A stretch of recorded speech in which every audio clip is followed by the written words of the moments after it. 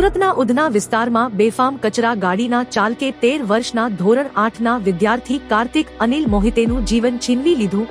ઘટના સ્થળે મોત. પોલીસે ચાલક સામે ગુનો નોંધી તપાસ શરૂ કરી.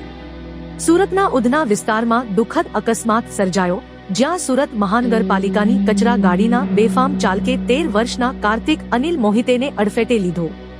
ધોરણ 8માં અભ્યાસ કરતો કાર્તિક પોતાની બહેનો સાથે બહાર નીકળ્યો હતો ત્યારે આ ઘટના બની અને તેનું ઘટના સ્થળે જ મોત નીપજ્યું. પોલીસે કાર્તિકના મૃતદેહને પોસ્ટમોર્ટમ માટે નવી સિવિલ હોસ્પિટલ મોકલ્યો.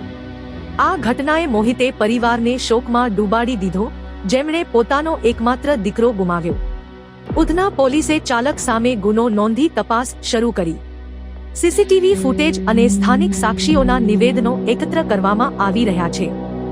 મેયર દક્ષેશ માવાણીએ ઘટનાની તપાસના આદેશ આપ્યા. સ્થાનિક લોકોએની કચરા ગાડીઓના બેફામ ડ્રાઇવિંગ પર રોષ વ્યક્ત કર્યો અને કડક કાર્યવાહીની માંગ કરી. આ ઘટના શહેરમાં વાહન ચાલકોની બેદરકારી સામે સજાગતાની જરૂરિયાત દર્શાવે.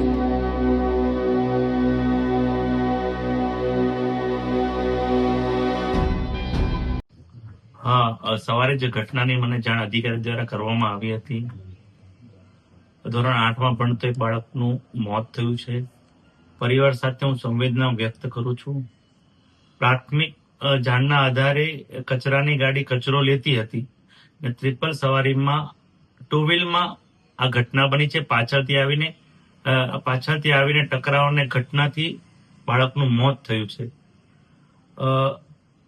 થોડા દિવસ પહેલા બીઆરટીએસમાં આવી ઘટના બનતી હતી ત્યારે અમે તમામ એજન્સીઓ સાથે મીટિંગ કરી અને તમામ ડ્રાઈવરોનું વેરિફિકેશન કરાવ્યું હતું. અને ડ્રાઈવરની કોઈ ભૂલ હોય, એજન્સીની કોઈ ભૂલ હોય કે અધિકારીઓને ચાવડતા હોય ત્યારે અમે એક્શન લીધા હતા. તેવી જ રીતે ડોર ટુ ડોર ગાર્બેજ ઘણીવાર ફરિયાદ આવતી હોય છે.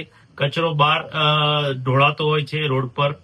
તો થોડા દિવસ પહેલા મારે પણ એવો અનુભવ થયો હતો કે ફાસ્ટ કચરાની ગાડી ચલાવતા હતા ત્યારે પણ મેં ઉભી રાખીને એક્શન લેવડાવી હતી. હવે તમામ એજન્સીઓને અધિકારી દ્વારા સૂચના આપી દેવામાં આવી છે કે તમામ ડ્રાઈવરનું વેરિફિકેશન કરવામાં આવે. કોઈનું લાયસન્સ ન હોય તો એની એફઆઈઆર કરવામાં આવે. એજન્સી વાળા કામ બરાબર નહીં કરે તો અધિકારીઓ તેની પર દંડનીય કાર્યવાહી કરે. એટલે તમામ સૂચના આપી દેવામાં આવી છે. આ ઘટનામાં જે જાણ થઈ એમાં ટ્રિપલ સવારીમાં ગાડી કચરો લેતી હતી અને પાછળથી આ ઘટના ટકરાવની બનાવ બન્યો છે પ્રાથમિક જાણવા મુજબ. પણ તપાસનો આદેશ આપવામાં આવ્યો છે.